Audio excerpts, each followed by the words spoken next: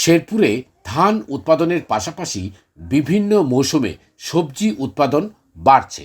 লাভজনক সবজি হওয়ায় জেলার ৫ উপজেলাতেই সিমের চাষ হয়। তবে সদর ও ঝিনাইগাতী উপজেলায় সিমের চাষ বেশি হয়। সিমের ফলন বাঁচাতে কীটনাশক প্রয়োগ করতে হয় চাষিদের, কিন্তু বাজারে কীটনাশকের দাম বেড়ে যাওয়ায় উৎপাদন খরচও বেড়েছে। ফলে সিমের ন্যায্য দাম না পাওয়ার অভিযোগ তাদের। শীতের শুরুতে কেজি প্রতি সিমের দাম ২০০ টাকা হলেও এখন তা মাত্র ১০ টাকা। তাই কৃষি উপকরণের দাম কমানোর দাবি জানিয়েছেন কৃষকরা। এই বিষের দাম যদি কমাইতো তাহলে আমরা লাভবান হওয়ার হইতাম। আগে তো দামে বেচছি, এখন তো আর দাম নাই, এখন ওটার খরচটা উঠে না।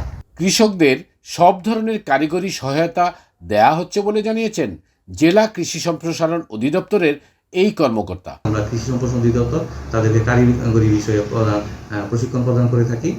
বিশেষ করে কোনো পোকা বা কোনো রোগ হলে তাদেরকে সেই বিষয়ে আমরা পরামর্শ প্রদান করে থাকি। কৃষি বিভাগের তথ্য মতে জেলায় এবছর ৬২০ হেক্টর জমিতে সিমের আবাদ হয়েছে। বিপ্লব দে কেটু, বৈশাখী সংবাদ, শেরপুর।